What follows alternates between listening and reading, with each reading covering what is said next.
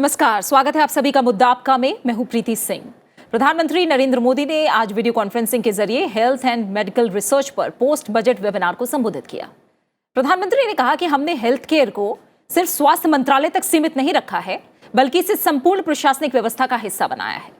प्रधानमंत्री ने कहा कि कोरोना जैसी बड़ी आपदा के कारण पूरी दुनिया का ध्यान हेल्थ केयर पर गया, लेकिन भारत ने अपनी प्राथमिकता हेल्थ केयर से एक कदम आगे यानी वेलनेस को बनाई है। इसलिए हमने दुनिया के सामने विजन रखा है, वन अर्थ वन हेल्थ। प्रधानमंत्री ने कहा कि हम ये निरंतर कोशिश कर रहे हैं कि भारत की विदेशों पर निर्भरता कम से कम रहे। ऐसे में सभी स्टेक होल्डर्स की बहुत बड़ी भूमिका है। आजादी के बाद कई दशकों तक भारत में स्वास्थ्य को लेकर एक इंटीग्रेटेड अप्रोच, एक लॉन्ग टर्म विजन की कमी रही और हमने हेल्थ केयर को सिर्फ हेल्थ मिनिस्ट्री तक ही सीमित नहीं रखा, बल्कि whole of the government approach पर जोर दिया। भारत में इलाज को अफोर्डेबल बनाना सरकार की सर्वोच्च प्राथमिकता रही है। प्रधानमंत्री ने आगे ये भी कहा कि PM Ayushman Bharat health infrastructure के तहत क्रिटिकल हेल्थ इंफ्रा को छोटे शहरों और कस्बों तक ले जाया जा रहा है। छोटे शहरों में नए अस्पताल तो बन ही रहे हैं, हेल्थ सेक्टर से जुड़ा एक पूरा इकोसिस्टम विकसित हो रहा है। आज देश में 1.5 lakh health and wellness centre तैयार हो रहे हैं और इन सेंटर्स में डायबिटीज, कैंसर और हार्ट से जुड़ी जो गंभीर बीमारियां हैं उनकी स्क्रीनिंग की सुविधा है। हेल्थ एंड मेडिकल रिसर्च पर हुआ ये वेबिनार उन 12 पोस्ट बजट वेबिनार की सीरीज का हिस्सा है जिनका आयोजन केंद्र सरकार कर रही है और इसके जरिए बजट में घोषित अलग अलग पहलों को लेकर विचारों और सुझाव को एकत्र किया जा रहा है। मुद्दा आपका भी आज भारत में हेल्थ सेक्टर से जुड़ी पहलू और चुनौतियों की करेंगे, साथ ही जानेंगे कि क्या है वन अर्थ वन हेल्थ का विजन। और इस पर चर्चा के लिए मेरे साथ 3 बेहद खास मेहमान आज मुद्दा आपका में जुड़ रहे हैं। मेरे साथ उर्वशी प्रसाद हैं, डायरेक्टर नीति आयोग। बहुत बहुत स्वागत है आपका उर्वशी जी। इसके अलावा मेरे साथ डॉक्टर DK गुप्ता जुड़े हुए हैं, चेयरमैन एंड मैनेजिंग डायरेक्टर हैं Felix health care private limited. आपका भी बहुत बहुत स्वागत है डॉक्टर गुप्ता। डॉक्टर सुनीला गर्ग मेरे साथ जुड़ी हुई हैं, chair programme advisory committee, national institute of health and family welfare. आपका भी बहुत बहुत स्वागत है डॉक्टर सुनीला गर्ग। आप तीनों मेहमानों के साथ चर्चा को हम आगे बढ़ाएंगे, लेकिन उससे पहले आइए सुनते हैं प्रधानमंत्री ने आज वेबिनार में क्या कहा। भारत में इलाज को एफोर्डेबल बनाना हमारी सरकार की सर्वोच्च प्राथमिकता रही है। आयुष्मान भारत के तहत 5 लाख रुपए तक के मुफ्त इलाज को ये सुविधा देने के पीछे हमारे मन में यही भाव है। इसके तहत अभी तक देश के करोड़ों मरीजों के लगभग 80,000 करोड़ रुपए जो बीमारी में उपचार के लिए खर्च होने वाले थे, वो खर्च होने से बचे हैं। और आइए चर्चा की शुरुआत उर्वशी प्रसाद आपके साथ करते हैं। और जैसा प्रधानमंत्री ने जिक्र भी किया, अभी अफोर्डेबल हेल्थ केयर को लेकर उन्होंने बात कही, वो हमने सुनी। उन्होंने एक बात और कही आज की आज़ादी के बाद कई दशकों तक भारत में जो स्वास्थ्य है उसे लेकर एक इंटीग्रेटेड अप्रोच, एक लॉन्ग टर्म विजन की कमी रही है। फिलहाल अब जो ये बदलाव हम समय के साथ देख रहे हैं वो किस तरह का है, अगर तुलना की जाए कितना आगे बढ़े हैं हम इस सेक्टर में?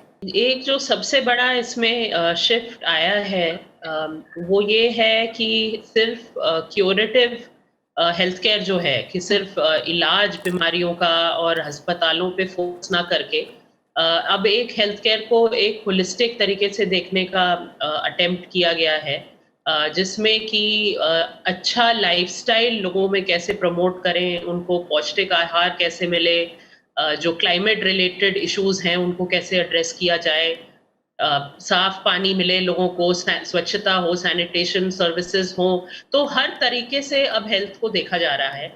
तो एक होलिस्टिक अप्रोच है। हमारे जो ट्रेडिशनल सिस्टम्स ऑफ मेडिसिन हैं या ऑल्टरनेटिव सिस्टम्स हैं, आयुर्वेदा हैं, प्रधानमंत्री ने आज भी आयुर्वेदा की भी बात की, उनको भी कैसे हम इंटीग्रेट करें जो हमारी मॉडर्न मेडिसिन है उसके साथ। तो एक ओवरऑल शिफ्ट है सिर्फ एक क्यूरेटिव अप्रोच से एक होलिस्टिक हेल्थ और वेलबींग के अप्रोच में, और बहुत सी चीज़ों में इसी डायरेक्शन में सरकार ने इन्वेस्ट किया है, चाहे वो हेल्थ इंफ्रास्ट्रक्चर हो, चाहे वो ह्यूमन रिसोर्स कैपेबिलिटी हो, चाहे मेडिकल डिवाइसेस, दवाइयाँ हों, जैसे जन औषधि केंद्रों के बारे में प्रधानमंत्री जी ने आज बात की, चाहे हमारी जो पब्लिक प्राइवेट पार्टनरशिप है उसका कितना अहम रोल है। तो बहुत से ऐसे पहलू हैं जिन पे काम हुआ है और आगे और भी होगा। आयुष्मान भारत तो है ही एक फ्लैगशिप स्कीम, जो डिजिटल हेल्थ मिशन है वो भी एक बहुत इंपॉर्टेंट स्कीम है सरकार की। तो इन्हीं डायरेक्शंस में और भी काम होगा इसी ओवरऑल एक विजन के साथ कि हेल्थ को सिर्फ हम क्योर पे फोकस ना करके एक होलिस्टिक वेलबीइंग और प्रिवेंशन के अप्रोच की तरफ जाएं। बिल्कुल। डॉक्टर गुप्ता, जैसा जिक्र अभी उर्वशी जी ने भी किया कि पब्लिक प्राइवेट पार्टनरशिप को लेकर भी आज प्रधानमंत्री ने तमाम अहम बातें कही, और हम जानते हैं कि जिस तरह का एक विशाल जनसंख्या वाला देश भारत है, ऐसे में बिना प्राइवेट पार्टनरशिप के हेल्थ सेक्टर में खास तौर से आगे बढ़ना और जो गोल्स हैं उन्हें अचीव करना थोड़ा मुश्किल होगा। ये जो पार्टनरशिप है, आप इसे कितना अहम मानते हैं? प्राइवेट सेक्टर का रोल जो है वो कितना ज़रूरी हो जाता है? देखिए, बिल्कुल आप ठीक कह रहे हैं। जैसा आप बताया प्रधानमंत्री जी ने कि जो दुनिया की सबसे बड़ी हेल्थ इंश्योरेंस स्कीम है, जो गवर्नमेंट फंडेड आई है, आयुष्मान स्कीम है, जिसकी वजह से लोगों के 80,000 करोड़ रुपए बचाए गए हैं। और पिछली बजट में भी जो भी बजट गया है, इसमें भी लगभग 72,000 करोड़, लगभग $1 बिलियन के, अब $10 बिलियन के आसपास 7200 करोड़ रुपए का अलॉटमेंट हुआ है। तो कहीं ना कहीं दिखाता है कि सरकार कितना ज़्यादा कटिबद्ध है कि जो लोगों को स्वास्थ्य सेवाएं प्रदान करने के लिए। जैसे हम बात करते हैं, पिछले लगभग 70 साल में जो जीडीपी का खर्चा था सरकार करती थी, 1% के आसपास था, 1.2 था मैक्सिमम। इस सरकार ने आने के बाद उस खर्चे को बढ़ाया है, लगभग 2.2 और 2.4% के आसपास जीडीपी का खर्चा हो गया। मतलब पिछले 8 साल में जो जीडीपी का एक्सपेंडिचर हेल्थ केयर में होता था वो लगभग डबल कर दिया गया है। इसी में ही जो सबसे बड़ी जो स्कीम आई थी, जो आयुष्मान आई थी, उसमें भी कहीं ना कहीं प्राइवेट पब्लिक पार्टनरशिप का एक रोल था कि बहुत सारे हॉस्पिटल थे, जो प्राइवेट हॉस्पिटल थे, वो इम्पैनल किए गए कि उनके द्वारा क्वालिटी हेल्थ केयर सर्विसेज को प्रोवाइड किया जाएगा, जो दूर दराज के इलाके हैं, चाहे टियर 2 टियर 3 सिटीज हैं, जहाँ पे लोगों को उत्तम सुविधाएं उपलब्ध नहीं है। तो वो कहीं ना कहीं बहुत बड़ा एक कदम था। इसी तरह सरकार अब एक नया कदम उठाया जा रही है, जैसे आज प्रधानमंत्री जी ने बोला है कि लगभग जो क्लोज प्रॉक्सिमिटी में आपके डोर के घर के लगभग 1.5 लाख ऐसे सेंटर खोले जाएंगे, प्राइमरी हेल्थ केयर सेंटर खोले जाएंगे, जहां पे आपको जो पब्लिक प्राइवेट पार्टनरशिप के साथ साथ भी होंगे, सरकार के अपने अलग भी होंगे, जहां पे आपको फर्स्ट एड और जो प्राइमरी हेल्थ केयर सुविधाएं होंगी, और साथ में कुछ ऐसी जो क्रॉनिक डिजीज हैं, जैसे डायबिटीज है, हाइपरटेंशन है, हार्ट पेशेंट्स हैं, इन सबकी स्क्रीनिंग की सुविधा भी रहेगी। इसके अलावा अभी जो इस समय चल रहा है, सबसे इंपॉर्टेंट बात है, जैसे आयुष्मान के अलावा जो है नेशनल डिजिटल मिशन है, वो बहुत इंपॉर्टेंट है। उसमें भी प्राइवेट हॉस्पिटल्स का बहुत बड़ा रोल है, क्योंकि बहुत सारे मरीज जो हैं, अभी लगभग 70% अगर हम बात करते हैं मरीज जो हैं, चाहे वो ओपीडी सर्विसेज के हो, चाहे इंडोर सर्विसेज को, वो हॉस्पिटल्स में ही देखे जाते हैं। तो कहीं ना कहीं इतना बड़ा डाटा जो है वो प्राइवेट हेल्थ केयर के पास है। सरकार प्राइवेट हेल्थ केयर को इंसेंटिवाइज कर रही है डाटा के लिए, सो दैट डाटा वो एक जगह आया जाए, उस डाटा पे रिसर्च करके कहीं ना कहीं एआई के थ्रू, आर्टिफिशियल इंटेलिजेंस के थ्रू, मशीन लर्निंग के थ्रू उसको किस तरह से हम पेशेंट फ्रेंडली बना सकते हैं, किस तरह से डॉक्टर फ्रेंडली बना सकते हैं, जिससे पेशेंट की जो डायग्नोसिस है, जो प्रोग्नोसिस है, जो ट्रीटमेंट है, उस पर मदद मिले और जो एरर के चांसेस है वो कम हो जाए, आउटकम अच्छे हो जाए। तो कहीं ना कहीं ये जो बहुत एम्बिशियस मिशन है, जो डिजिटल हेल्थ मिशन है, इसके अतिरिक्त प्रधानमंत्री ने आज बोला है कि क्रिटिकल हेल्थ इंफ्रास्ट्रक्चर की जो PM Ayushman Bharat health infrastructure जो है, वो उसके तहत बहुत सारे प्राइवेट हॉस्पिटल्स को, बहुत सारे इन्वेस्टर्स को फायदा होगा, बहुत सारे एंटरप्रेन्योर्स को फायदा होगा, मेडिकल प्रोफेशनल को फायदा होगा। उनको उनके द्वारा जो टियर 2 और टियर 3 सिटीज हैं, इसमें स्मॉल टाउन भी है, वहां पे हेल्थ केयर सेटअप को स्टेब्लिश किया जाएगा। इसके अंदर बहुत सारी सब्सिडीज मिलेंगी, बहुत सारा इन सबको फायदा होगा, और कहीं ना कहीं जो सबसे अच्छा फायदा होगा वो सर जनता को होगा, जिसको उनके डोर स्टेप पे at least primary, secondary, even tertiary care की हेल्थ केयर सुविधाएं मिलेंगी। तो मुझे लगता है ये बहुत अच्छा, इसमें रोल ऑफ टेक्नोलॉजी भी बहुत इंपॉर्टेंट है। बिल्कुल, रोल ऑफ टेक्नोलॉजी की पर भी हम आगे बात करेंगे। डॉक्टर सुनीला गर्ग का हम व्यू लेना चाहेंगे। डॉक्टर सुनीला गर्ग, जो बातें अभी तक हम चर्चा में कह रहे हैं, और प्रधानमंत्री ने भी जो अफोर्डेबल हेल्थ केयर की बात की है, और उन्होंने कहा है कि भारत का जो हेल्थ इंफ्रास्ट्रक्चर है उसके तहत क्रिटिकल हेल्थ इंफ्रा को छोटे शहरों और कस्बों तक ले जाया जा रहा है। करीब 9,000 जन औषधि केंद्र हैं, जिससे बाजार भाव से बहुत सस्ती दवाएं उपलब्ध हैं। गरीब और मिडिल क्लास परिवारों को लगभग 20,000 करोड़ रुपए की बचत हुई है। इस बात का जिक्र उन्होंने किया है। जब हम छोटे और शहरों और कस्बों और गांव की बात करते हैं, वहां पर स्थिति में कितनी तेजी से सुधार हो रहा है फिलहाल, और जैसा उर्वशी जी ने भी कहा था कि अब सिर्फ क्यूरेटिव ही नहीं, क्वालिटी ऑफ लाइफ पे बात की जा रही है। तो क्या इस तरह की सुविधाएं हम जमीन तक उस तरह से पहुंचा पा रहे हैं, गाँव कस्बों तक भी? प्रीति जी, मैं कहना चाहूंगी कि आज के संदर्भ में हमारी जो प्राइम मिनिस्टर की स्पीच थी, वो 9वां वेबिनार जो था, 12वें वेबिनार की, इसमें एक बहुत ही महत्वपूर्ण वेबिनार था, क्योंकि उन्होंने न केवल हेल्थ की बात की, जैसे कि दोनों ने पहले बोला मेरे से पहले, कि हेल्थ एंड वेलनेस की बात की। उन्होंने 1 अर्थ 1 हेल्थ की बात की, यानी कि animal health, plant health and environmental health overall, that is very important apart from human health। और साथ ही साथ जैसे कि आपने बताया लास्ट माइल, आज की तारीख में हमारे पास में 1,50,000 हेल्थ एंड वेलनेस सेंटर्स हैं, जिसमें कि 1,27,000 हमारे health and wellness centres functional हैं, और जहां पे हमारी 12 टास्क फोर्सेस काम करती हैं, और जिसमें से एक टास्क फोर्स का नाम प्राइम मिनिस्टर ने लिया जो कि नॉन कम्युनिकेबल डिजीजेस से सीमित है। तो उन्होंने बोला कि इस तरीके का इलाज हम लास्ट माइल तक पहुंचाएंगे, और कल जन औषधि दिवस भी है, उन्होंने इसके विषय में भी चर्चा की, जिससे कि आम आदमी को बहुत सस्ते दामों पर दवाइयां उपलब्ध होती हैं। तो ये एक इस दिशा में बहुत बड़ा कदम है।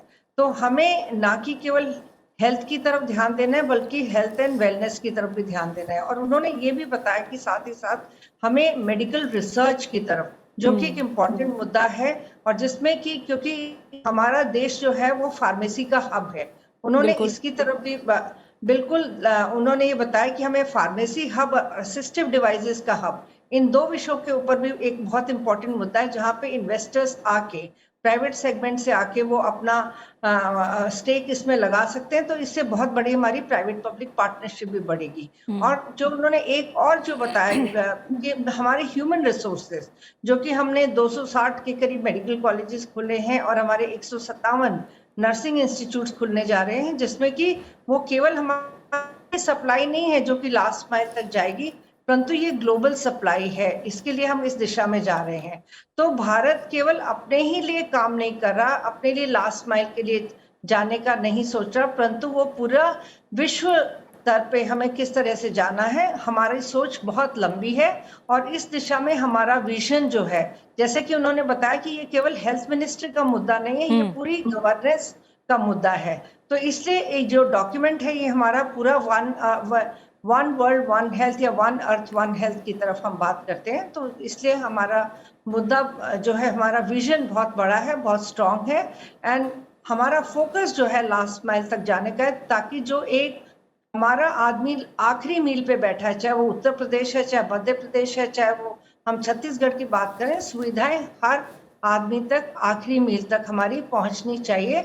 और वैश्विक स्तर पर भी भारत का जो आज हम कहते हैं भारत एक वर्ल्ड फार्मेसी है, तो उसको हमें बरकरार रखना होगा उसको, और उस स्थिति में हमें क्वालिटी पे भी ध्यान देना है, quality of drugs, quality of equipment, quality of devices, और साथ ही साथ अल्टीमेटली ताकि हम क्वालिटी ऑफ लाइफ की तरफ फोकस कर सकें। बिल्कुल।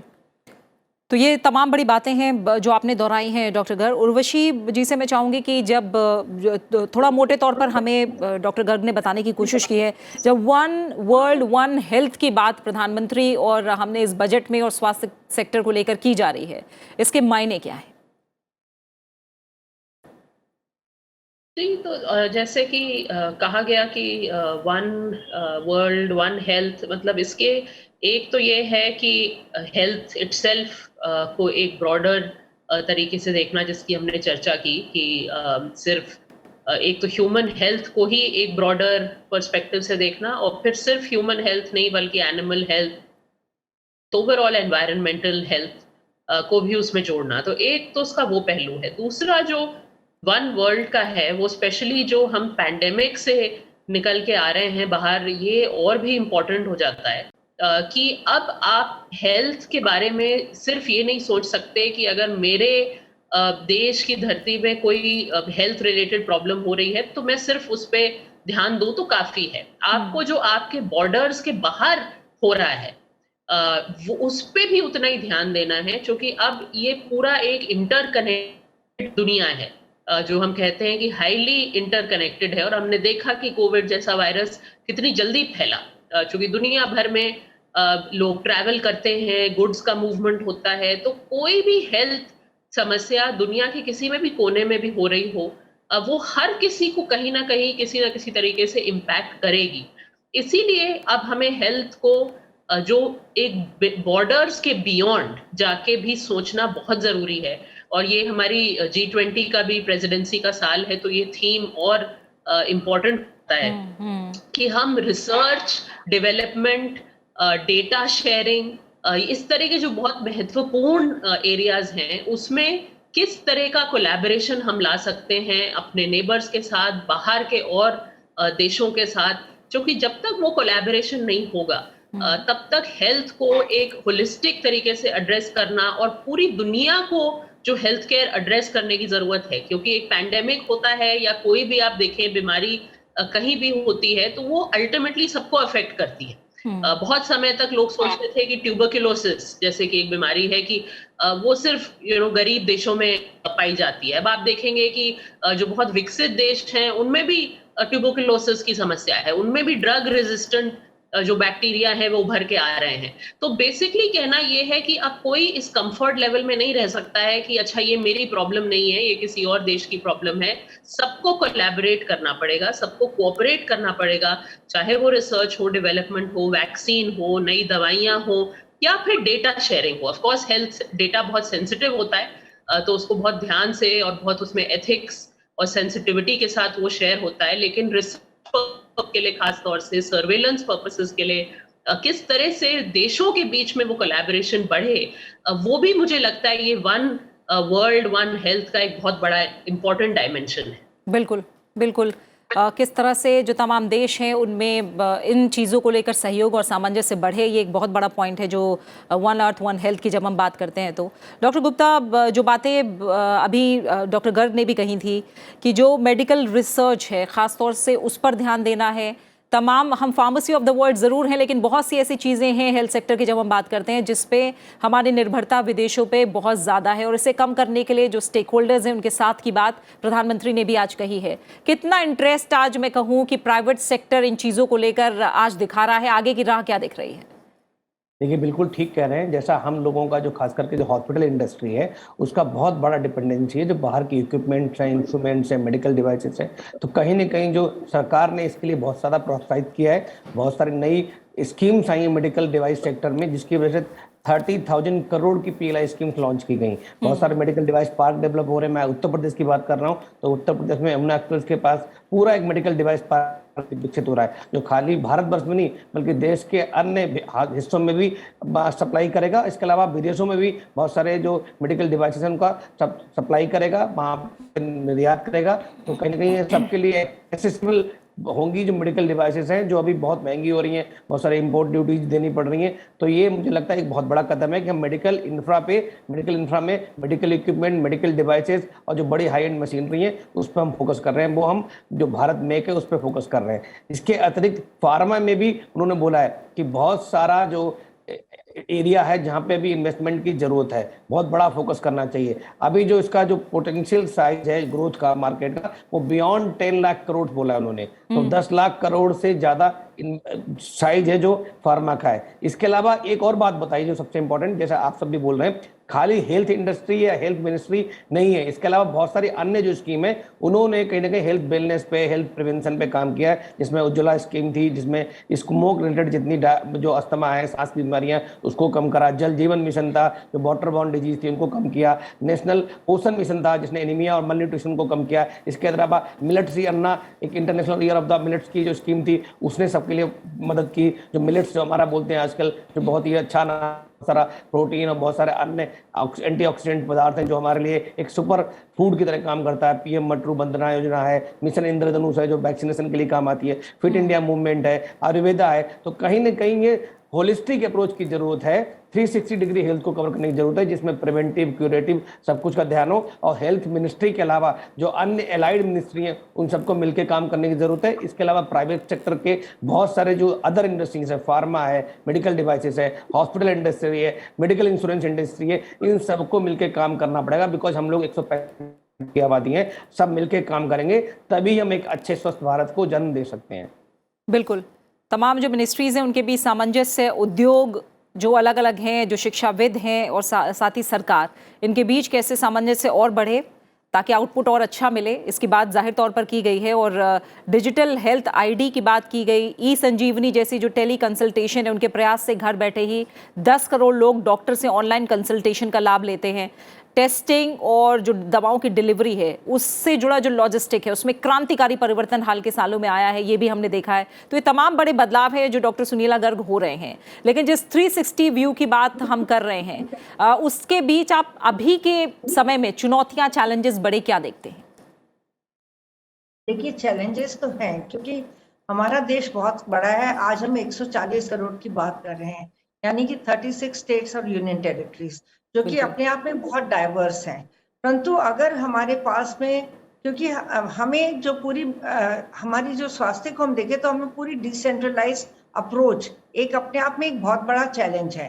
परंतु ये है कि हमें सबको इस दिशा में मिलकर काम करना होगा। तो इसीलिए जो हम पोस्ट बजट एनालिसिस जो प्राइम मिनिस्टर कर रहे हैं बहुत अच्छे से, और जिसमें उन्होंने सभी स्टेक होल्डर्स को इन्वॉल्व किया, इसमें केवल एकेडमिक इंस्टीट्यूशन आज की तारीख में इन्वॉल्व नहीं थे, इसमें हमारे रिसर्चर्स भी थे, हमारे एकेडमिक बॉडीज भी थी, हमारे policy makers, programme managers, pharma, सभी लोग आज के उसमें थे, ताकि सब लोग इस दिशा में मिलके काम कर सकें और इसको हम पूरे विजन को हम आगे बढ़ाएं। जैसे कि हमने कहा कि बेसिकली हेल्थ का चर्चा नहीं है, एजुकेशन डिपार्टमेंट में भी इसमें इन्वॉल्व है। आपने असिस्टिव डिवाइसेस की चर्चा की, जो कि मिनिस्ट्री ऑफ सोशल जस्टिस का भी है, उसमें रिसर्च का मुद्दा आ जाता है, जिसमें कि ICMR भी इसमें बहुत क्लोजली इन्वॉल्व है। तो इम्पोर्टेंट ये है कि हमें चैलेंजेस हैं, बैरियर्स हैं, परंतु साथ ही साथ प्रोग्रेस भी है। क्योंकि अगर आप देखिए कि अगर आज हमारे 10 करोड़ लोग हमारे जो है अगर टेली कंसल्टेशन का फायदा उठाते हैं, तो हम लास्ट माइल तक पहुंच रहे हैं। हमारी कम्युनिकेशन में जरूर बैरियर्स आ सकते हैं। हम आज 5G की बात करते हैं, चैनल हमारे चैलेंजेस के साथ साथ, परंतु हमारी प्रोग्रेस है जो कि हमें देखना होगा। क्योंकि हमने ये कोविड टाइम में भी देखा, डिस्पाइट हमारे बहुत क्रंच था वैक्सीनेशन का, परंतु धीरे धीरे हमने उस क्रंच को सॉल्व करके हमने वैक्सीन हमारे नेबरिंग कंट्रीज को भी सप्लाई किए। तो ये एक बहुत बड़ा उदाहरण है, हमने सप्लाईज दूसरी कंट्रीज को दी, और आज भी इंडिया हमारे पूरे वर्ल्ड का वैक्सीनेशन हब है। यहाँ सभी वैक्सीनेशन जो है हमारे यूनिवर्सल इम्यूनाइजेशन प्रोग्राम के अंतर्गत आज भी हम विदेशों को सप्लाई कर रहे हैं।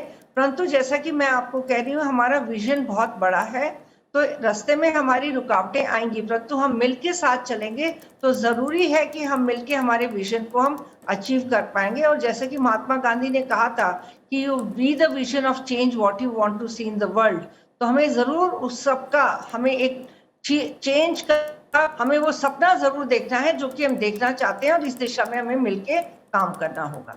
बिल्कुल, एक बहुत छोटा सा कमेंट, उर्वशी प्रसाद, आपकी नजर में क्या बड़े चैलेंजेस हैं इस सेक्टर को लेकर बात करें अगर?